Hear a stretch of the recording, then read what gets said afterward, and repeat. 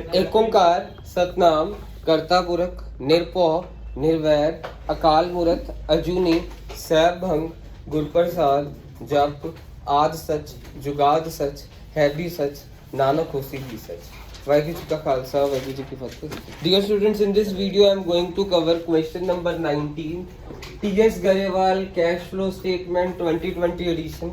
So operating activities को आपका cash flow निकालना मींस आपको सिर्फ ऑपरेटिंग एक्टिविटीज का ही सॉल्व करना है इस क्वेश्चन में। सो कैश फ्लो स्टेटमेंट आपकी हेडिंग रहेगी इस क्वेश्चन में। Cash flow statement will be the heading of this question as per accounting standard 3 of companies act 2013 या पूरा लिखेंगे। अब हमारे पास सबसे पहले यहाँ पे डिटेल्स वाला कॉलम रहेगा, डिटेल्स, फिर उसके बाद यहाँ पे आ जाएगा अमाउंट, पर्टिकुलर्स, और सबसे पहले रोमन हेड लेटर से हम 1 लिख देंगे यहाँ पे operating activity.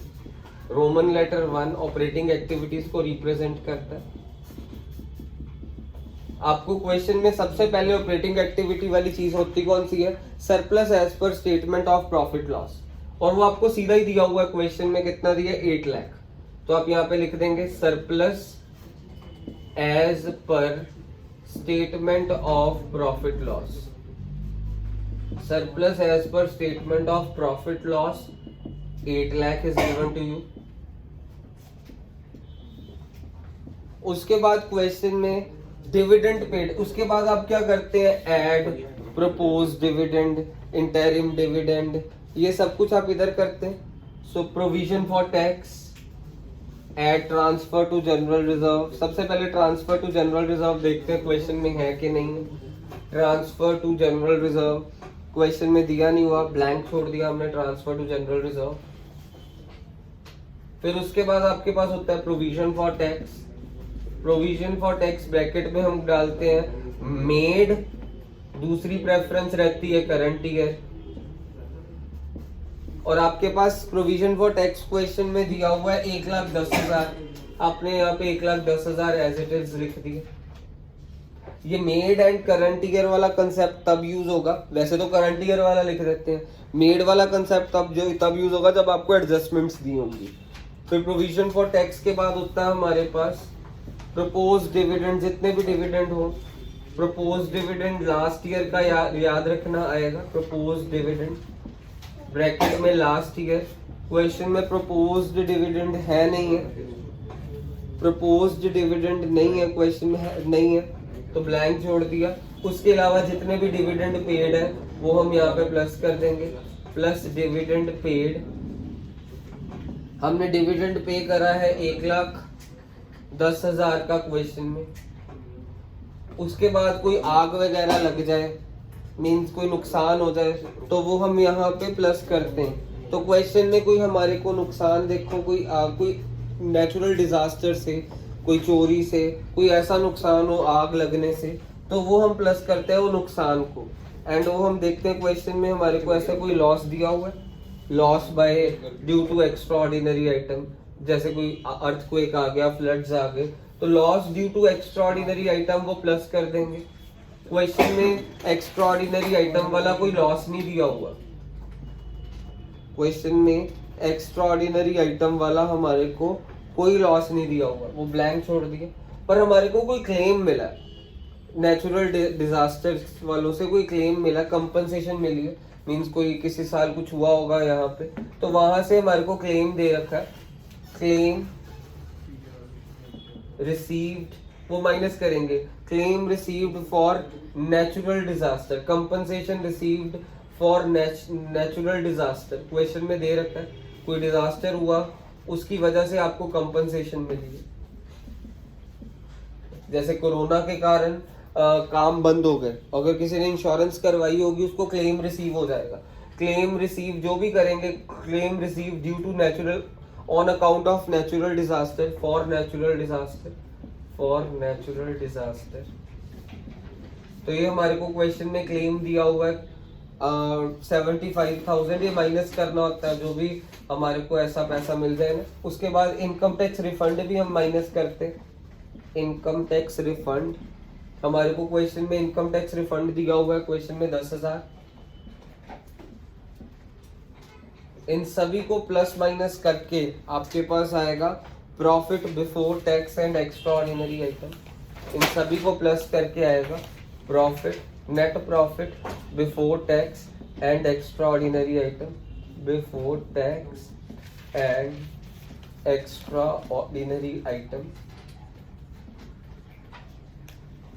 Net profit before tax and extraordinary item मेरे को आया 8 लाख प्लस आपा करे इत्थों दी 2 lakh 10 lakh 2 lakh 8 10 lakh 20,000 10 lakh 20,000 plus 75,000 10 lakh 20,000 plus 75 10 minus करांगे sorry.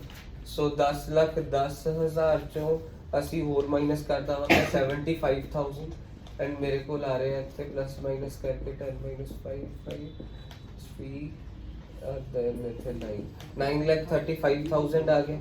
Net profit before tax and extraordinary item add की करांगे असी नॉन ऑपरेटिंग या नॉन कैश एक्सपेंसेस, ਤੁਹਾਨੂੰ पता ही है नॉन ऑपरेटिंग या नॉन कैश एक्सपेंसेस असी प्लस करी दे नॉन कैश एक्सपेंसेस।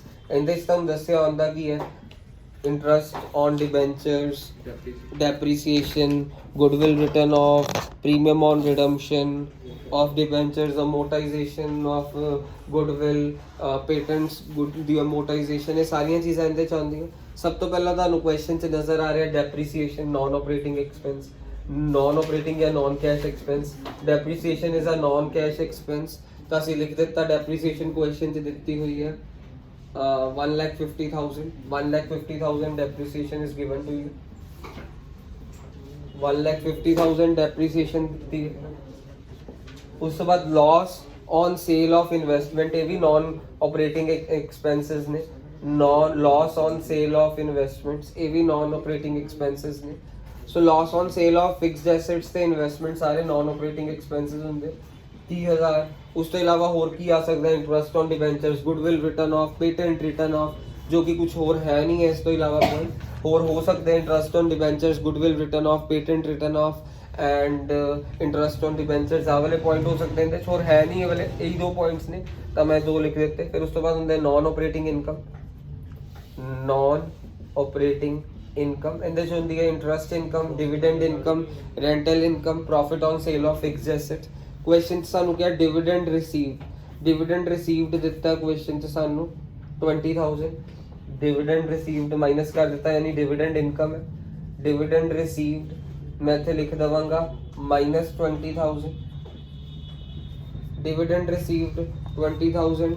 उस तो बाद च साडे कोल इत्थे हैगा gain on sale of land, minus मैं इत्थे लिख दवांगा gain on sale of land. Gain on sale of land साडे कोल क्वेश्चन च हैगा 90,000, मैं इत्थे 90,000 माइनस वाला लिख दवांगा। Gain on sale of land 90,000। So non operating income आही 2 दित्तियां, हो किहड़ियां सकदियां interest income, dividend income, rental income, profit on sale of fixed asset. फिर 935 प्लस आ 2 चीज़ां माइनस आ 2 चीज़ां करके आएगा operating profit before working capital changes, operating profit before working capital changes, operating profit before working capital changes, working capital changes. Prince की गया calculate करके operating profit before working capital changes 70,000 आ रहे। आ सारियां चीज़ां असी प्लस करनी है तो फिर आ सारियां नहीं, इन्ना सारियां नूं आपां प्लस करांगे। आ 9,35,000 प्लस 1.5 लाख प्लस 30,000 उहदे च असी आह 2 चीज़ां माइनस कर देवांगे। 10,90,000 आ रहे, 5,90,000 आ रहे, 10,05,000 आ रहे साडे कोल। इहनूं सॉल्व करके प्लस माइनस करके 10,05,000 आ रहे। 935 चा 2 चीज़ां असी प्लस करनी है, आ 2 चीज़ां असी माइनस करनी है। Operating profit before working capital changes आ जाएगा। फिर उस तो बाद असी करीदा ऐड डाइल लेस दलिया, ऐड डाइल लेस दलिया। डाइल दी फुल फॉर्म तुहानूं पता है decrease in current assets, increase in current liabilities ਤੁਸੀਂ ਫੁੱਲ ਫਾਰਮ ਹੀ ਲਿਖਣੀ ਹੈ ਨਾਲ, ਯਾਨੀ ਬ੍ਰੈਕਟਸ 'ਚ ਫੁੱਲ ਫਾਰਮ ਲਿਖਣੀ ਹੈ, ਉਹ ਕੰਪਲਸਰੀ ਹੈ। ਤੁਹਾਨੂੰ ਡਾਇਲ ਦਲੀਆ ਦੇ ਵਿੱਚ ਤੁਹਾਨੂੰ ਦਿੱਤਾ ਕੀ ਹੈ ਪਹਿਲਾਂ, ਡਿਕਰੀਜ਼ ਇਨ ਕਰੰਟ ਐਸੈਟਸ। ਡਿਕਰੀਜ਼ ਇਨ ਕਰੰਟ ਐਸੈਟਸ ਕਿੰਨੇ ਦਿੱਤੇ ਤੁਹਾਨੂੰ ਕੁਐਸਚਨ ਦੇ ਵਿੱਚ, 40,000। ਸੋ ਇੱਥੇ ਇੱਕ ਤਾਂ 40,000 ਹੋ ਗਿਆ ਡਾਇਲ ਦੇ ਵਿੱਚ, ਡਿਕਰੀਜ਼ ਇਨ ਕਰੰਟ ਐਸੈਟਸ। ਉਸ ਤੋਂ ਇਲਾਵਾ ਇਨਕਰੀਜ਼ ਇਨ ਲਾਇਬਿਲਿਟੀਜ਼, ਇਨਕਰੀਜ਼ ਇਨ ਲਾਇਬਿਲਿਟੀਜ਼ ਸਾਡੇ ਕੋਲ ਕੁਐਸਚਨ 'ਚ ਦਿੱਤੀ ਹੈ। ਇਨਕਰੀਜ਼ ਇਨ ਕਰੰਟ ਲਾਇਬਿਲਿਟੀ 70,000, ਇੱਥੇ 70 ਲਿਖ ਦਿੱਤਾ। 40 + 70 ਆ ਗਿਆ 1,10,000, ਇੱਥੇ 1,10,000 ਲਿਖ ਦਿੱਤਾ। ਦਲੀਆ ਦੇ ਵਿੱਚ ਕੀ ਆਉਂਦਾ, decrease in current liability, increase in current assets. Decrease in current liability ਸਾਡੇ ਕੋਲ ਹੈਗੀ ਹੈ 10,000 ਦੀ, ਤੇ ਇਨਕਰੀਜ਼ ਇਨ ਕਰੰਟ ਐਸੈਟ ਹੈਗੇ 60,000 ਦੇ। 10,000, 60,000 ਮੀਨਸ ਮੇਰੇ ਕੋਲ ਆਇਆ 70,000, ਇਹ ਯਾਨੀ ਮਾਈਨਸ ਹੋਊਗਾ 70,000। ਦਲੀਆ ਵਾਲੀ ਚੀਜ਼ ਮਾਈਨਸ ਹੁੰਦੀ ਹੈ। ਇਹਨੂੰ 10,05,000 ਚ 1,10,000 ਪਲੱਸ ਕਰਾਂਗੇ ਤੇ 70,000 ਮਾਈਨਸ ਕਰਾਂਗੇ, ਸਾਡੇ ਕੋਲ ਆ ਜਾਏਗਾ operating profit after working capital changes. Operating profit 10,45,000 after working capital changes, ਇਹਨੂੰ ਪਲੱਸ ਮਾਈਨਸ ਕਰਕੇ ਆ ਰਿਹਾ 10,45,000। 10,05,000 ਚ ਆ ਚੀਜ਼ 1,10 ਪਲੱਸ ਕਰਾਂਗੇ ਤੇ 70,000 ਮਾਈਨਸ ਕਰਾਂਗੇ, ਸਾਡੇ ਕੋਲ ਆ ਗਿਆ 10,45,000। ਇਹਦੇ ਚ ਅਸੀਂ ਮਾਈਨਸ ਕੀ ਕਰ ਦੇਵਾਂਗੇ, ਮਾਈਨਸ ਪ੍ਰੋਵੀਜ਼ਨ ਫॉर ਟੈਕਸ। ਇਹਦੇ ਚ ਅਸੀਂ ਫਾਈਨਲੀ ਮਾਈਨਸ ਕਰਾਂਗੇ ਪ੍ਰੋਵੀਜ਼ਨ ਫॉर ਟੈਕਸ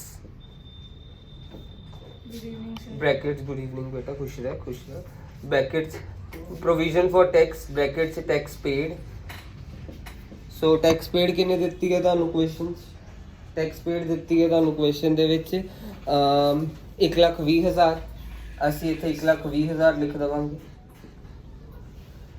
1,20,000 ਇਹ ਮਾਈਨਸ ਕਰਾਂਗੇ 10,45 ਚੋਂ 1,20,000 ਮਾਈਨਸ ਕਰਕੇ ਜੋ ਸਾਡੇ ਕੋਲ ਆਨਸਰ ਆਏਗਾ प्लस 4 है आंसर, तो ਅਸੀਂ ਕਵਾਂਗੇ ਇਹਨੂੰ cash flow from operating activity और फाइनल अमाउंट से लिखांगे। सो प्लस 4 है 10,45 ਚੋਂ 1,20 ਮਾਈਨਸ ਕਰਿਆ, ਸਾਡੇ ਕੋਲ ਆ ਰਿਹਾ 9,25,000। ਅਸੀਂ ਲਿਖ ਦਵਾਂਗੇ cash flow from operating activity. So cash flow from operating activities लिख दवांगे।